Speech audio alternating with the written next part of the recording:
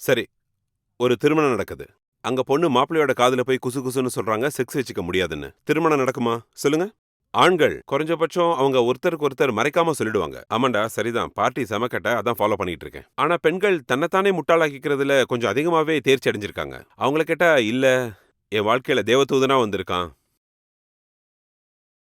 எதுக்காக வந்திருக்கான்? இல்ல தேவதூதனா வந்திருக்கான். எதுக்காக வந்திருக்கான்? தேவதூதனா வந்திருக்கான். எதுக்காக வந்திருக்கான்? தேவதூதனா வந்திருக்கான். மேல சொல்லு, பலார்னு அறைவா. ரொம்ப மோசமான ஆளு. அசிங்கமா வேற கேள்வி கேட்கறான். அப்ப உங்களுக்கே தெரியல அசிங்கமான விஷயம்னு. இளமையில தானே உங்க உடம்பையும் மனசையும் பலப்படுத்த முடியும். இப்ப செய்யலனா அப்புறம் எப்ப செய்வீங்க? இளமையில தான் ஊர் உலகத்தை சுத்தி பார்க்கறதுக்கு சக்தி இருக்கும். ஊரும் பார்க்கல, உலகமும் பார்க்கல, வேற என்ன பண்றீங்க? உட்காந்துட்டு செல்லமா வாட்ஸ்அப்ல ஹலோ, ஹாய், ஸ்வீட்டி கொஞ்சம் உன்னோட ஃபோட்டோஸ அனுப்பி வைக்கிறியா? அந்த மாதிரி. வணக்கம் ஆச்சாரியாஜி. நான் காதல பத்தி தெரிஞ்சுக்க விரும்புறேன். நான் 5 வருஷமா ஒருத்தரோட இருந்தேன். இப்ப எனக்கே கூட அவர் கூட இருக்க பிடிக்கல. நான் என்ன தெரிஞ்சுக்க விரும்புறேன்னா, யாரையாவது காதலிக்கணும்னு நம்மள நாமே வற்புறுத்திக்க முடியுமா? இது எப்ப தெரிஞ்சதுன்னா, இன்னொருத்தர் மேல அட்ராக்ட் ஆனப்ப தான் தெரிஞ்சது. எனக்கு என்னதான் தேவ? இத தெரிஞ்சுக்கணும். ஏன் இப்படி வெவ்வேறு பேரோட சேர விரும்புறேன்? என்ன நடக்குதுங்க? நன்றி.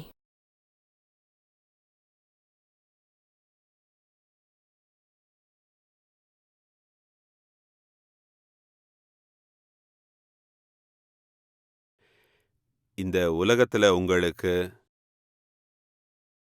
இங்க இருக்கிற ஒவ்வொரு புழு, பூச்சிகளுக்கும், ஒவ்வொரு விலங்கு, பறவைகளுக்கும் நிக்கிறதோ, நடக்கிறதோ, பறக்கிறதோ எதுவா இருந்தாலும் சரி, அதுக்கெல்லாம் எது தேவையோ, அதுதான் உங்களுக்கும் தேவைப்படுது. இத்தன கோடி உயிரினங்களும் அதன் பரிணாம வளர்ச்சியின் ஓட்டமும் பல கோடி வருடங்களா பயணம் செஞ்சு இந்த இடத்த எப்படி அடைஞ்சிருக்குமோ,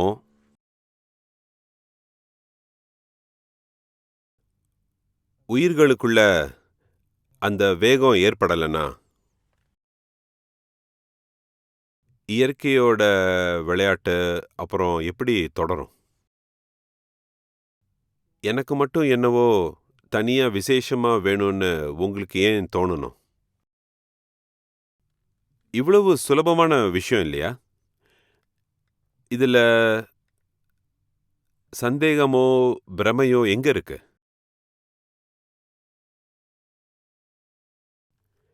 சின்ன குழந்தையா இருந்தீங்க. 5 வயசு அப்ப என்னோட தோழிகள்னு சொல்லியிருப்பீங்க. அப்ப என்னவோ ஆண்களோட நட்பு ஏற்படல. ஆனா 5லிருந்து 15க்கு வந்த உடனே பெண்களுக்கு ஆண்கள பிடிக்க ஆரம்பிக்குது.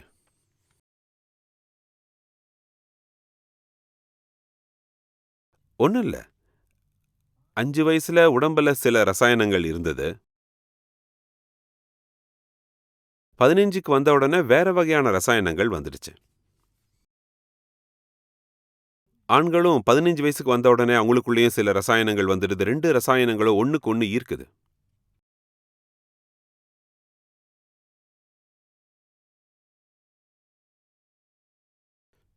ம்? நடக்கிற இந்த முழு ரசாயன மாற்றத்திலையும் அதுல தனிப்பட்ட 2 வேதிப்பொருட்கள் மட்டும் இல்ல.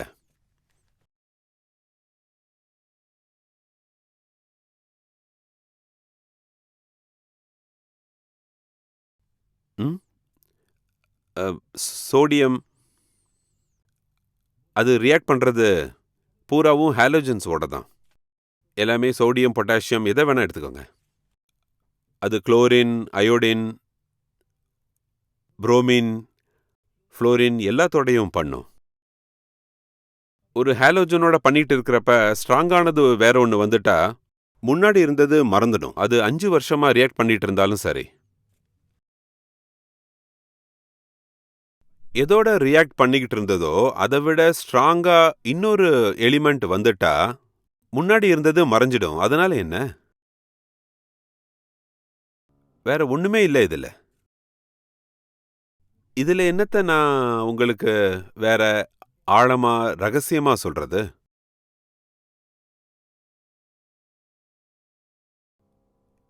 இதுல அப்படி பெரிய அறிவோ, அறிவியலோ, வித்தையோ ஒண்ணும் கிடையாது. விலங்குகளுக்கு என்ன அறிவு இருக்கு? அதுங்களும் தான் செக்ஸ் வச்சுக்குது. இதுக்கு எதுக்கு அறிவு தேவை புரிஞ்சுக்கிறதுக்கு? பைத்தியத்துக்கும் கூட காம உணர்ச்சி இருக்கு. அதுக்கு எதுக்கு அறிவு? பைத்தியக்காரன் அறிவே இருக்காது. அவனுக்கும் உணர்ச்சி இருக்கும். ஏன்னா இந்த 2 விஷயத்துக்கும் சம்மந்தமே கிடையாது. அறிவுக்கும் அட்ராக்ஷனுக்கும் சுத்தமா அறிவே இல்லைனாலும் அட்ராக்ஷன் இருக்கும். அறிவு வந்தாதான் அட்ராக்ஷன் கஷ்டமா போயிடும்.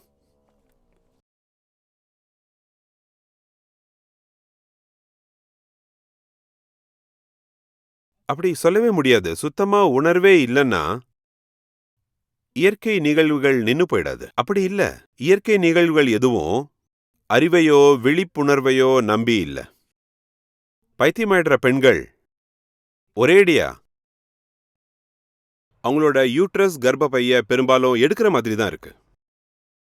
ஏன்னா அவ பைத்தியமாயிட்டா. அவளால அவ உடம்ப கவனிச்சுக்க முடியாது. இப்ப பாத்தீங்கன்னா அவளுக்கு இன்ஃபெக்ஷன்ஸ் வரதுக்கான வாய்ப்புகள் ஜாஸ்தி இருக்கு.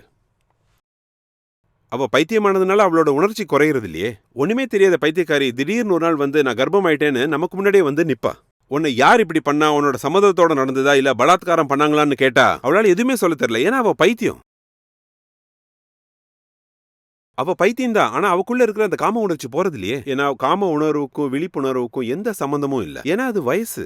நம்ம உடம்புல இருக்கிற ரசாயனம் ஹார்மோன்ஸ்னால தான்.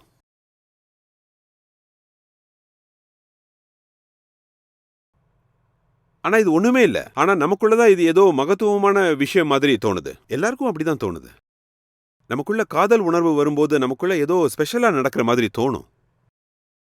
நமக்கு அப்படி தோன்றதுக்கு இன்னொரு காரணமும் இருக்கு. ஏன்னா நம்மள முட்டாளாக்குறதுக்காக என்ன சந்தையில காதலை பத்தி ஒரு பெரிய சென்சுவலான இது வாழ்க்கையில ரொம்ப முக்கியமான விஷயம் மாதிரி காட்டப்பட்டிருக்கு. அதுதான் காலங்காலமாவும் திரும்ப திரும்ப நடந்துகிட்டு இருக்கு. அதோட உண்மைத்தன்மை நமக்கு மறைக்கப்பட்டிருக்கு.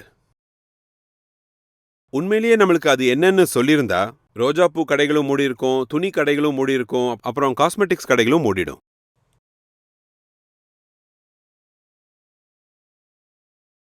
சலூன் கடைகளும் மூடிடும், டீ கடைகளும் மூடிடும். கச்சேரிகள் நடக்காது. ஒருவேளை காதல் கீதல்லாம் என்னன்னு சொல்லியிருந்தாங்கன்னா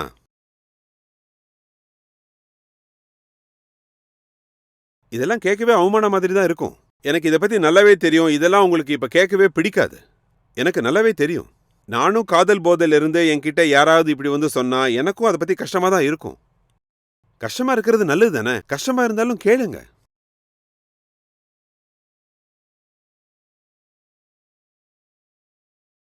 இளைஞர்கள் கிட்ட அன்புன்னு சொல்லிருக்கிறது அப்படி அன்பு கின்புலாம் ஒண்ணு கிடையாது.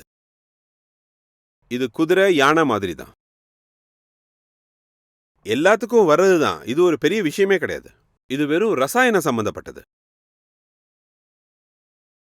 அப்புறம் காதல் மப்ப இன்னும் மேல ஏத்திக்கணும்னா எனக்கு டெஸ்டோஸ்டிரோன் போட்டு விடுங்கன்னு சொல்லுங்க. அப்புறம் பாருங்க, பயங்கரமான ஒரு காதலன் ஆயிடுவீங்க. அதுக்கப்புறம் நீங்க ஸ்ட்ரெயிட்டா ஒரு மஜ்னு தான். அதுக்கு கீழே எங்கேயுமே நிக்க மாட்டீங்க. இதுல விஷயம் வேற ஒண்ணும் இல்ல. அதே மாதிரி உங்களுக்கு கேஸ்ட்ரேஷன் பண்ணிட்டா அப்ப என்ன ஆகும்னா நம்ம முயல் குட்டிங்க எல்லாம் வைராகி ஆயிடுச்சுங்க. விரக்தி ஏற்பட்டுருச்சு. 2 மாசம் ஆச்சோ இல்லையோ நீங்க நாங்க நியூட்ரிங் பண்ணி விட்டுருவோம். வேற ஒன்றும் பண்ண மாட்டோம். அதுக்கப்புறம் நீங்களே பாருங்க. அவங்க முன்னாடி பெண் முயலை கொண்டு வந்து நிறுத்தினா என்ன சொல்லுவாங்க? இதெல்லாம் வெறும் மாயை. ஏன்னா இது விஷயமே கருமுட்டை சம்பந்தப்பட்டது. அதை எடுத்துட்டா கதை முடிஞ்சிடும். பெண்கள் கிட்ட இருக்கிற ஹார்மோன்ஸ் எடுத்துருங்க. அவங்க எப்படி அட்ராக்ட் ஆகுறாங்கன்னு நாம பார்க்கலாம். என்ன நடக்குதுன்னு பாருங்க. அதுவும் இது காதலுக்கு மட்டும் இல்ல, மத்த எல்லாத்துக்குமே பொருந்தும். உங்க கோபம் உங்களோடதுன்னு நினைக்கிறீங்க, கிடையாது. ஒரு ஊசி போட்டா போதும், உங்களுக்கு கோவமே வராது. செடேட்டிவ்ஸ்னா வேற என்ன? கோவமே வராதவங்களுக்கு இன்ஜெக்ஷனை போட்டு பாருங்க. அவங்க கோவம் தலைக்கு மேல ஏறிடும். போட்டு பாருங்க. கண்ணுல அப்படியே தீப்பொறி பறக்கும். நாம எது செஞ்சாலும் அது ஹார்மோன்ஸ் தான். அதனாலதான் சொன்னாங்க, நீங்க எங்க உயிரோட இருக்கீங்க, நீங்க மனுஷனே கிடையாது, ஒரு மிஷின்.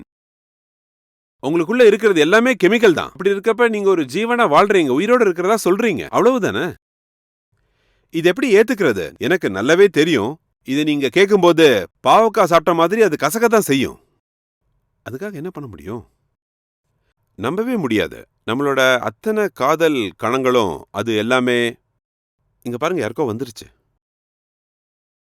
நடுராத்திரி ஆயிடுச்சு, என்னவர் எங்க காணோம், நமக்கு புரியறதே இல்ல. நடு ராத்திரி தான் கரையை உடைச்சுக்கிட்டு வரும். அது என்ன மாதிரி காதலுங்க இது? நடுராத்திரிக்கும் காதலுக்கும் என்ன தொடர்பு? ஒன்னே ஒண்ணுதான். அது உங்களுக்கே நல்லா தெரியும்.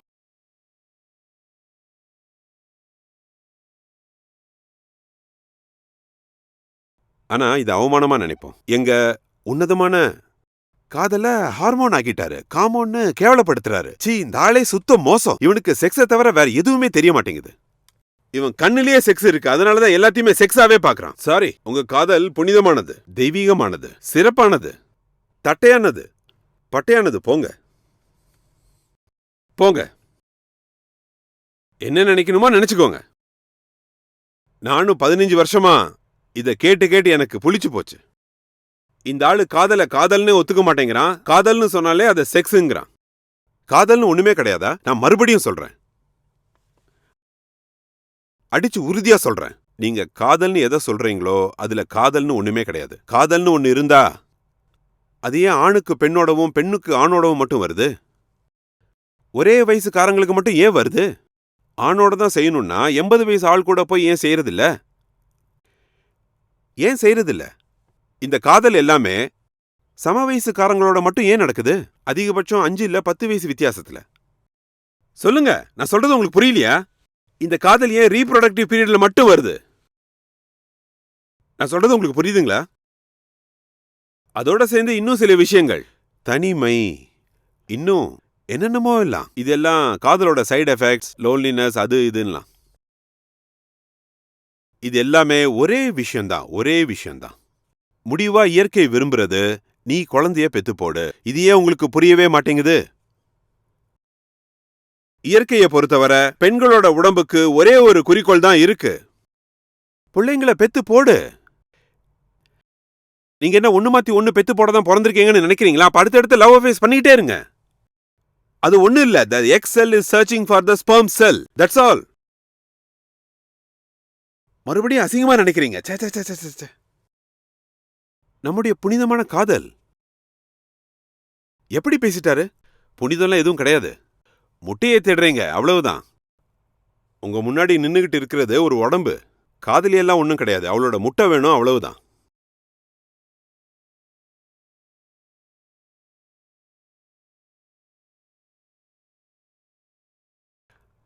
ஆள் சார்பற்ற அன்பு, உடல் சார்பற்ற அன்பு, அது மட்டுமே அன்பு. அது அடையிறது லட்சத்துல ஒருத்தருக்கு மட்டுமே சாத்தியம். நீங்க அடையிறீங்களோ அடையலையோ, முயற்சியாவது செய்யலாம் இல்லையா? உண்மையான அன்பை போதிக்கிறவங்க அதை சொல்லி சொல்லி சலிச்சு போயிட்டாங்க. எத்தனையோ தடவை உங்களுக்கு சொல்லியிருக்காங்க. அன்பு என்றால் வாழ்க்கையில எதுவாக நீங்க ஆக முடியுமோ அதை நோக்கி நகர்வது, அதை மட்டும்தான் அன்புன்னு சொல்லுவாங்க. யாராவது ஒருத்தரை பிடிச்சிருக்கிறதுக்கு பேர் அன்பு இல்ல. நம்ம புழு பூச்சி மாதிரி பிறந்து இறக்கிறதுக்காக மட்டும் பிறக்கல. ஏதோ பிறந்தாங்க, செத்து போயிட்டாங்க. இந்த வேலை ஈ கொசுக்களுக்கு வேணா அழகா இருக்கும். பிறந்துச்சு, செத்து போச்சு. என்னதான் பண்ணுச்சு? இனப்பெருக்கம் மட்டும்தான் பண்ணுச்சு. கொஞ்சம் தண்ணி ஊத்தி விடுங்க, கொசு முட்டெல்லாம் அது பாட்டுக்கு வந்துடும், நிறைய மிதக்க ஆரம்பிச்சிடும். அப்படியே கொசுக்கு வாழ்க்கையில செய்ய வேண்டியது ஏதாவது இருக்கா? ஒண்ணுமே இல்ல.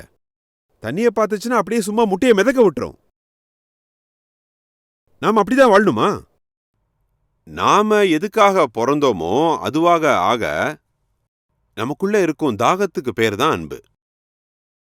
நான் முக்தி அடைய தான் பிறந்திருக்கேன். முக்தியை நோக்கி எனக்கு ஏற்பட்ட ஈர்ப்பை மட்டுமே நான் அன்புன்னு சொல்லுவேன்.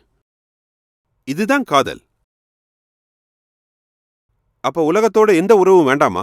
அன்பின் பொருள் விடுதலையை நோக்கி நகர்வதுன்னா, விடுதலையை மட்டுமே விரும்புறதுன்னா உலகத்தோட உறவே வச்சுக்க கூடாதா? உலகத்தோட உறவு வச்சுக்கோங்க. யார் உங்களுக்கு உண்மையான அன்பை அறிமுகப்படுத்தி வச்சாங்களோ அவங்களோட. தன்னுடைய உச்சபட்ச சாத்தியத்தை நோக்கி நகர்வது தான் அன்புன்னா, யார் உங்களை அந்த உயரத்துக்கு கூட்டிட்டு போனாங்களோ அவங்களோட உறவு ஏற்படுத்திக்கலாம் இல்லையா? ஒன்னு அவளோட முட்டையை நோக்கி போறதுக்காக ஏற்படுத்திக்கிற உறவு. இன்னொரு உறவு முறையில உறவு ஏற்பட்டதே அவன் என்ன மேன்மையை நோக்கி கூட்டிட்டு போவான், நான் அவனை மேன்மையை நோக்கி ஆகாயத்தை நோக்கியே கூட்டிட்டு போவேன். இந்த 2 உறவு முறைகளும் வெவ்வேறானவை. விழுகிறதுக்கு பேர் காதலா இருக்கலாம், மீண்டும் எழுகிறதுக்கு பேரும் காதலா இருக்கலாம். ஆனா 999% விழுகிறது பேர் தான் காதல். அதுதான் ஃபாலிங் இன் லவ்னு சொல்றாங்க.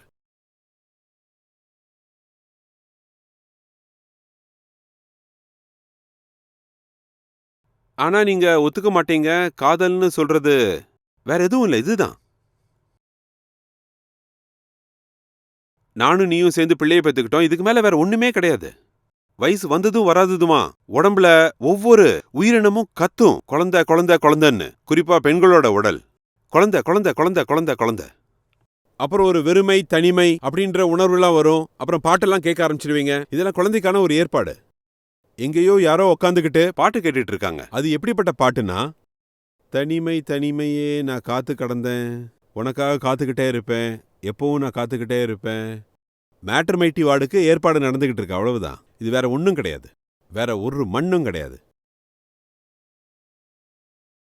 மறுபடியும் அசிங்கம்.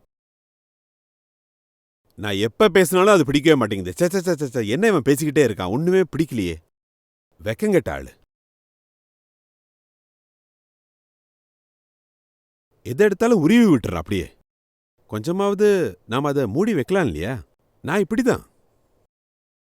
நான் ஏதாவது மறைச்சேன்னா பட்டுன்னு உருவுறதுல எனக்கு அவ்வளோ சந்தோஷம்.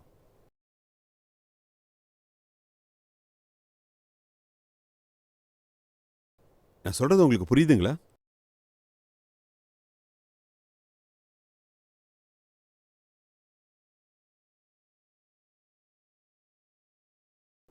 நீங்க சொல்ற விஷயத்துல சார், அதுல குழந்தை பிறக்கிறதுக்கு இடமே இல்லைங்களா? நான் எப்பவும் சொல்றது யானையோட வால் மாதிரி தான் அது.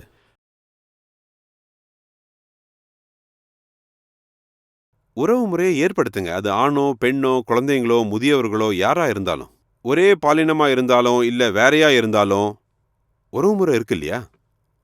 மனிதனோ விலங்கோ பொருளோ எதுனாலும் அவங்களோட உறவு முறை ஏற்படுத்துங்க. அவங்க உங்க வாழ்க்கை லட்சியத்தை எட்ட உதவி செய்யணும், உண்மையாவே அமைதிப்படுத்தணும். அது மேலோட்டமான சுகம்னு ஒண்ணு இல்ல, உணர்ச்சி ஏற்றக்கூடிய சுகம் இல்ல. உண்மையான அமைதியை அவங்களோட உறவுமுறை ஏற்படுத்துங்க. ஆமா, வாய்ப்பு இருக்கு. நீங்க ஒரு நல்ல உறவுமுறை ஏற்படுத்தினா அதுக்கு வாய்ப்பு இருக்கு, பாசிபிலிட்டி இருக்கு. அவங்க வேற ஒரு பாலினமா இருக்கலாம், எதிர் பாலினமா இருக்கலாம். அவங்க ஆணோ பெண்ணோ. அப்புறம் அவங்களுக்கு குழந்தைகளும் பிறக்கலாம். அவங்களுக்குள்ள எல்லா விதத்திலையும் ஒரு அந்யூன்யம் வர்ற மாதிரி உடலோடையும் அந்யூன்யம் அவங்களுக்கு ஏற்படலாம். அவங்க உடலோட அந்யூன்யம் ஏற்படுறப்ப குழந்தை பிறக்கவும் அவங்களுக்கு வாய்ப்பு இருக்கு. அது எல்லாமே பக்க விளைவுகள் மாதிரி, பை ப்ராடக்ட் மாதிரி தான் இருக்கும். அது சென்ட்ரலா இருக்காது. அப்புறம் இதுவும் நடக்காது. பெண்ணுடைய உயிரணுவையும் ஆணுடைய உயிரணுவையும் மையமா வச்சு எல்லா நிகழ்வுகளும் நடைபெறாது. அது அப்புறம் சென்ட்ரலா இருக்காது, பெரிஃபரல்ல இருக்கும். எது? செக்ஸ். நம்முடைய உறவு முறைகள்ல செக்ஸ் சென்ட்ரலா இருக்கும். ஓகே, ஒரு கல்யாணம் நடக்குது. பொண்ணு மாப்பிள்ளை காதுல போய் குசு குசுன்னு சொல்றாங்க, செக்ஸ் வச்சுக்க முடியாதுன்னு. கல்யாணம் நடக்குமா சொல்லுங்க? சில பேர் சொல்றாங்க இல்லையா, எனக்கும் என் மனைவிக்குள்ள இருக்கிறது செக்ஸ் இல்ல, எங்களுக்குள்ள இருக்கிறது காதல். கல்யாணத்தன்னைக்கு எல்லாரும் என்ன சொல்றாங்கன்னா, பொண்ணு படிக்காதவ, கல்யாணம் பண்ணிக்கிறியா? பரவாயில்ல, நான் பண்ணிக்கிறேன்னு. அப்ப படிப்பு அந்த உறவு முறையோட சென்ட்ரல் இல்ல. சரி, ஓகே, கல்யாணம் நடக்க போகுது. அப்ப காதுல போய் சொல்றீங்க பொண்ணு படிச்சவ இல்ல, அப்பவும் கல்யாணம் நடந்துரும்.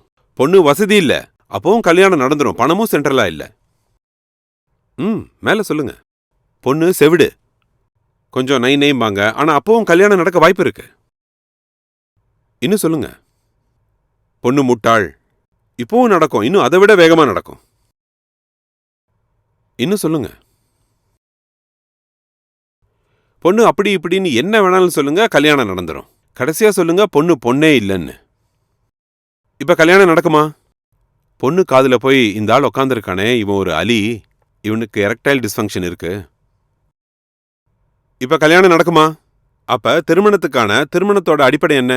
ரொம்பவே எளிமையான விஷயம் தான். ஆனா அதை நீங்க புரிஞ்சுக்க மாட்டேன்றீங்களே.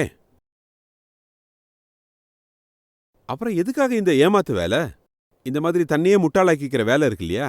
இது கேட்கவே ரொம்ப வருத்தமா இருக்கு. இது ஆண்கள் பக்கமும் நடக்குது, பெண்கள் பக்கமும் நடக்குது. அதுலயும் பெண்கள் பக்கம் அதிகமாவே நடக்குது. ஆண்கள் குறைஞ்சபட்சம் அவங்களுக்குள்ளேயாவது எதுவுமே மறைச்சிக்கிறது இல்ல. ஆமாண்டா, சரிதான், பார்ட்டி ரொம்ப செம்ம கட்டையா இருக்கா. இப்படிதான் அவங்களோட பேச்சே இருக்கும். செம்ம கட்டையா இருக்கு, அதனாலதான் ஃபாலோ பண்றேன். ஆனா பெண்கள் தன்னைத்தானே முட்டாளாக்கிக்கிறதுல கொஞ்சம் அதிகமாவே தேர்ச்சி அடைஞ்சிட்டு இருக்காங்க. இல்ல, என் வாழ்க்கையில தேவதூதன், night with the shining armour on the white hours. எதுக்காக வந்திருக்கான்? இல்ல தேவதூதனா வந்திருக்கான். எதுக்காக வந்திருக்கான்? இல்ல தேவதூதனா தான் வந்திருக்கான். எதுக்காக வந்திருக்கான் சொல்லுங்க, இன்னும் மேல சொல்லு. பலார்னு அடிச்சிருவா. ரொம்ப மோசமான ஆள் போல இருக்கு. அதுதான் அசிங்கமா கேள்வி கேட்கறான்.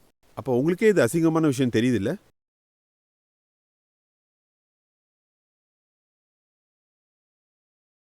ஆன்மீகம் உங்களுக்கு ரிலேஷன்ஷிப் வேண்டான்னு தடுக்கிறதே இல்ல, உண்மையை சரியா தெரிஞ்சுக்கணும்னு சொல்லுது. உறவுகள் உருவாகிறத யாராலையும் தடுக்க முடியாது. உறவுகள் ஏற்படும், நீங்க விரும்பலனா கூட. ஆனா பொய்யான உறவுகளை ஏன் ஏற்படுத்துறீங்க? ஏன் கீழ்த்தரமான அடிப்படையில உறவுகளை ஏற்படுத்துறீங்க? 18-20 வயசுலயே உறவுகளை ஏற்படுத்துறீங்க. உனக்கு என்ன தெரியும்? என்ன அறிவு இருக்கு? நீ ஏன் ஹார்மோன்ஸ்க்கு அடிமை? ஏதோ ஒரு உடம்ப பார்த்து உணர்ச்சி வசப்பட்டு அது பின்னாடியே போயிட்டு அப்புறம் லவ்ங்கிறீங்க. அதுல என்ன லவ் இருக்கு? உனக்கு லவ்ல எல்லுனா என்னன்னு தெரியுமா? அன்பை கத்துக்க வேண்டியிருக்கு. அதிக விலை கொடுத்து அதை நாம சரியா கத்துக்க வேண்டியது இருக்கு. 18-20 வயசான உடனே தெரிஞ்சுக்கிற அளவுக்கு அன்பு அவ்வளவு சீப்பானதா? நீங்க சொல்லுவீங்க ஐ லவ் யூன்னு. உங்களுக்கு ஐயும் தெரியாது, யூவும் தெரியாது, லவ்வும் தெரியாது. மூணுல எதுவும் தெரியாது. மூணையும் கத்துக்கிறதுக்குள்ள ஐசே முடிஞ்சு போயிடுது. ஐனா நான், யூனா உலகம், லவ்னா காதல். இந்த மூணையும் கத்துக்கணுங்கிறது ரொம்ப சிரமமான வேலை. இங்க யார பார்த்தாலும் காதலர்கள் ஆயிடுறாங்க. சொக்க வச்ச பச்சை கிளி சுத்தி விட்டு பார்த்ததுன்னு சுத்தி தெரிஞ்சுக்கிட்டு இருக்காங்க. அவங்கள தடுத்துட்டா அவங்க எங்க சுதந்திரத்தை தடுக்கிறாங்க, எங்களை காதலிக்க விடாம தடுக்கிறாங்க. உங்களை காதலிக்க வேண்டான்னு நாங்க எப்பவும் சொல்லல. காதலோட முறைகேடா நடக்கிறதுல இருந்து உங்களை காப்பாற்ற விரும்புறேன். பொய்யான காதல்ல இருந்து தப்புங்க. அப்பதான் உண்மையான காதல் கிடைக்கும். ஆன்மீகம் ரிலேஷன்ஷிப் வேண்டான்னு சொல்லல. உறவு முறைங்கிற பேர்ல மோசடிக்கு எதிரா இருக்கு. ஏற்படுத்துங்க, அழகான உறவுகளை ஏற்படுத்துங்க, உண்மையான உறவுகளை ஏற்படுத்துங்க. ஆன்மீகமோ உண்மையோ செக்ஸை தடை செய்யறதே இல்ல. ஆனா தவறான ஆளோட செக்ஸ் வச்சுக்கிட்டா வாழ்க்கை முழுக்க வருத்தப்படுவீங்க. ஏன்னா அப்படி ஒண்ணு நீங்க ஒரு தடவை செக்ஸ் வச்சுக்கிட்டோம் ஆனா நாங்க ஓடி போயிட்டோன்றது கிடையாது. அவங்களோட ஒரு உறவை ஏற்படுத்திக்கிறீங்க. அப்ப நீங்க சொல்லலாம் ஒன் நைட் ஸ்டாண்டு, ஒன் நைட்டுக்கு அப்புறம் மறந்துட முடியும்னு. அப்படி நடக்குதா? நீங்க செய்யறத செஞ்சுட்டு அதுக்கப்புறம் ஆயுசு பூரா வருத்தப்பட்டுக்கிட்டே இருப்பீங்க. ஒரு ராத்திரியில ஏற்பட்ட கரையை ஆயுசு பூரா சுத்தம் பண்ணலாம்னா அதை அவங்களால பண்ணவே முடியாது. கரை உடம்புலயும் மனசுலயும் மட்டும் படுறதில்ல. கரை வேற எங்கேயும் படிய போறது இல்ல. அது உங்க புத்தியில தான் போய் படிய போகுது. அது எப்படி நீங்க அழிப்பீங்க? ஆன்மீகம் நீங்க அழுக்கு, கரை, குப்பையெல்லாம் சுமந்துட்டு சுத்தணும்னு விரும்புறதே இல்ல. அதனாலதான் உண்மையை தெரிஞ்சுக்குங்க, அப்புறம் உறவு முறைய ஏற்படுத்துங்கன்னு சொல்லுது.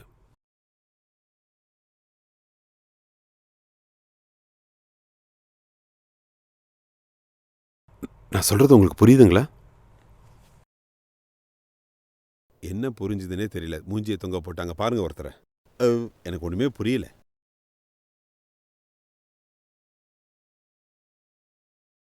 ஆனா நான் உண்மையான காதலன். அம்பிகாவதி, அமராவதி, லைலா மஜ்னு, அடுத்தது நான் தான். உன்னோட வாழ்க்கையில உண்மையா வேற ஏதாவது இருக்கா? ஏதாவது உண்மை இருக்கா? ஒவ்வொரு விஷயத்திலையும் கேப் மாரித்தனம் பண்ற. அப்ப காதல் மட்டும் உண்மையாயிடுமா? சாத்தியமா?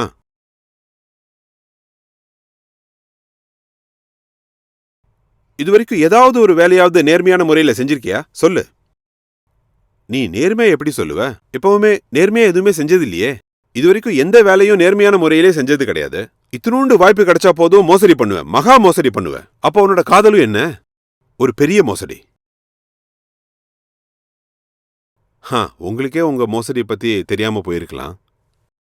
எல்லாரையும் முட்டாளாக்குறதுக்காக உங்களுக்குள்ள இருக்கிறவன் உங்களையே முட்டாளாக்கிட்டான்னு கூட நீங்க சொல்லலாம்.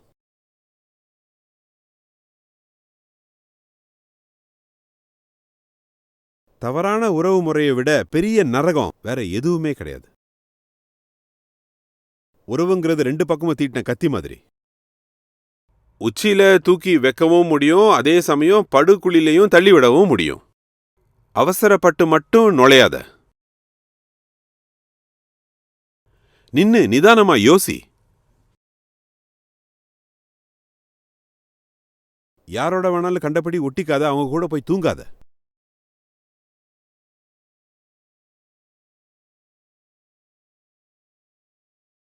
குறிப்பா நான் இதை பெண்களுக்கு தான் சொல்றேன். உங்க எல்லாருக்கும் உறவுகளோட சேர்ந்து இன்னொன்னு வருது, அதுதான் தாய்மை. அது உடனடியாவே வந்துடும். அதுக்கு ஒரு ராத்திரியே போதும்.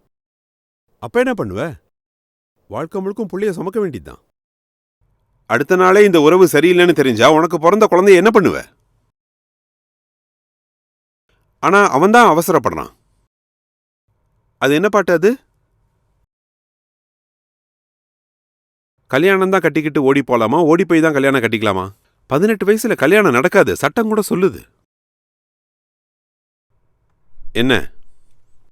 ஆணுக்கு திருமண வயது அதிகமா இருக்கணும், பொண்ணுக்கு திருமண வயது கம்மியா இருந்தாலும் கல்யாணம் பண்ணலான்னு சொல்றாங்க. பெண்கள் தான் திருமணம் பண்ணிக்கிறதுக்கு துடிக்கிறாங்க. அதிகமா மாற்றுறதும் அவங்க தான். அப்புறம் நான் என்ன செய்யறது, முக்தி எப்படி அடையிறது, குழந்தை தான் எனக்கு பிறந்துருச்சே அப்படின்னு புலம்புறது. நீ என்ன தூங்கிட்டு இருந்தியா இல்ல பைத்தியமா இருந்தியா? உனக்கு எதுவுமே புரியலையா? எல்லாமே சொல்லியிருக்கேன் இதுக்கு முன்னாடி. அந்த நேரத்துல காதல் போத தலைக்கு மேல ஏறி இருந்துச்சு.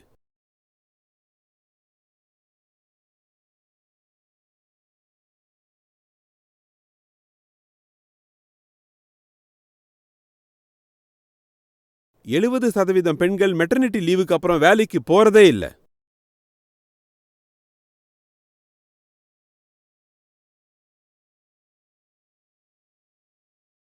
எழுபது சதவீதத்துக்கு மேல பிரெக்னன்சி அன்பிளான்டா தான் இருக்கு. தெரியலையா இது? ஒரு தவறான ரிலேஷன்ஷிப் உங்களோட முழு வாழ்க்கையையும் ஒரே நொடியில வீணாக்கிடும். மனித உடலை டிவைன்னு புரிஞ்சவங்க தெய்வீகம்னு சொல்லியிருக்காங்க. இத உயர்ந்த நோக்கத்துக்காக பயன்படுத்துங்க. ரீப்ரொடக்ஷன்ங்கிறது ரொம்பவே தரங்கெட்ட, இன்னுமே கீழ்த்தரமான வேலைன்னு கூட சொல்லலாம். பதிலோட ஆரம்பத்திலேயே சொன்ன, பைத்தியங்க கூட ரீப்ரொடக்ஷன் பண்ணுதுங்கன்னு. அந்த மகரிஷி பிரத்ரஹரியோட பாட்டு ஒண்ணு. அதுல அவர் சொல்லுவாரு, ஒரு நாய் இருந்துச்சு. 2 எலும்பு தான் மிஞ்சி இருந்தது. ரத்தம் வடியுது, உடம்பெல்லாம் சீல் பிடிச்சு போயிருக்கு, சாக கிடக்குது, குத்துயிருமா கொலை உயிருமா இருக்கு, வெறி பிடிச்சு சுத்திக்கிட்டு இருந்தது. ஆனா பெண்ணாய் பின்னாடியே போயிட்டு இருந்தது. இது மகரிஷி பிரத்ரஹரியோட சூத்திரம். வைராகிய சதகம் படிங்க. இது மனித உடம்புங்க. அது முக்கியமா முதன்மையா இத செய்யறதுக்காக கிடைக்கல. இந்த வேலை மறுக்கப்படல. அவங்க என்ன சொல்ல வராங்கன்னா, பிரைமரி எது, நான் பிரைமரி எதுன்னு சொல்றாங்க. இந்த உடம்பு, இந்த பிறவி, இந்த வாழ்க்கை, நமக்கு கிடைச்ச வாய்ப்பை சிறப்பா நீங்க பயன்படுத்துங்க. உங்ககிட்ட கர்ப்பப்பை இருக்கு, சினை முட்டைகள் இருக்குங்கிற காரணத்தால அதுக்கு அர்த்தம் நீங்க செக்ஸ் செஞ்சே ஆகணுங்கிற கட்டாயம், ஆப்ளிகேஷன் கிடையாது. மறுக்கப்படல, புரிய வைக்கிறாங்க. வாழ்க்கையில இந்த விஷயம் சென்ட்ரல் கிடையாது. நான் பிறந்து ஆளாகி ரொம்ப வருஷம் ஆச்சு. அதனால 2ஓட 1 சேர்த்து 3 நான் வயசுக்கு வந்தாச்சு, மாப்பிள்ளைங்கன்னு தேடுறீங்க. மாப்பிள்ளை கிடைக்கிறதும் கிடைக்காததும் சின்ன விஷயம்தான்ப்பா. வாழ்க்கையில நாம சாதிக்கிறது தான் பெரிய விஷயம். யாருக்காவது உங்களுக்கு லைஃப் பார்ட்னர் கிடைச்சாலும் சரி, கிடைக்கலனாலும் சரி, கவலைப்படாதீங்க. புரியுதுல? சின்ன விஷயம் எது, பெரிய விஷயம் எதுன்னு முதல்ல பிரிச்சு பார்க்க கத்துக்கோங்க. இங்க இருக்கிற நீங்க எல்லாருமே இளைஞர்கள். நான் உங்ககிட்ட ஒரு விஷயத்த கேட்கிறேன். நீங்க என்கிட்ட ஒன்னு கேட்குறீங்க. இதுவரைக்கும் நீங்க எத்தனை புத்தகங்களை படிச்சிருப்பீங்க சொல்லுங்க? காதல் வந்துட்டா படிக்க ஆர்வம் இருக்கிறது இல்ல. எவ்வளவு நாள் வீணா போச்சு பாருங்க. போச்சா இல்லையா? ரொமான்டிக்கா சுத்திக்கிட்டு இருக்கீங்க. லோன்லின்னு தனிமைப்படுத்துது நிலைமை. உட்காந்து கனவு கண்டுகிட்டு இருக்கிறப்ப அந்த நேரத்துல புத்தகங்களை படிச்சிருக்கலாம்ல. நல்லதா ஏதாவது வேலை செஞ்சிருக்கலாம் அந்த நேரத்துல. ஏதாவது ஒரு விளையாட்டை கத்துருக்கலாம். இப்படி எலும்பு தொலுமா இருக்கிறதுக்கு பதிலாக ஜிம்முக்கு போய் ஸ்ட்ரென்த் ட்ரைனிங் எடுத்திருக்கலாம். இந்த வயசுல மசில் பில்டப் பண்ணலாம், வேற எந்த வயசுல பண்ண போறீங்க? இளமைங்கிறது ஏதோ ஒரே ஒரு வேலை செய்ய தான் இருக்குன்னு நினைக்கிறீங்களா? இந்த இளமை பருவத்துல தான் உங்க உடம்ப நீங்க உறுதியாக்கிக்க முடியும். அதை இப்ப செய்யலன்னா வேற எப்ப செய்ய போறீங்க? இதே இளமை பருவத்துல தான் ஊர் உலகத்தை நீங்க சுத்தி பார்க்க சக்தி இருக்கும். நீங்க ஊரையும் பார்க்கல, உலகத்தையும் பார்க்கல. அப்படி நீங்க வேற என்னதான் செய்ய போறீங்க? சும்மா உட்காந்துட்டு அந்த ரொமான்டிக் வாட்ஸ்அப்ல ஹலோ, ஹாய் ஸ்வீட்டி, உன்னோட போட்டோஸை கொஞ்சம் அனுப்பு, அந்த மாதிரி. அப்புறம் அந்த போட்டோ ஏதாவது பான் சைட்ல போய் மாட்டிக்கும். பின்னாடி பிரேக்கப் ஆறப்ப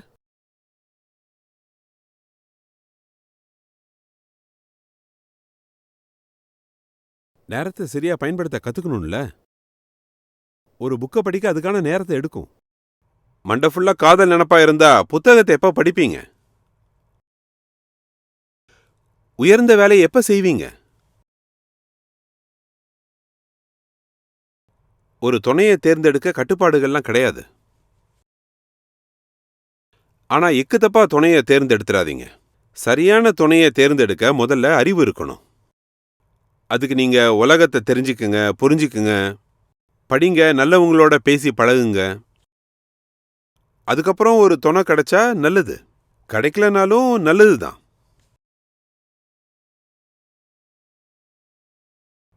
நான் உங்களை கஷ்டப்படுத்துற மாதிரி, மனசு வருத்தப்படுற மாதிரி பேசியிருந்தா மன்னிச்சிடுங்க.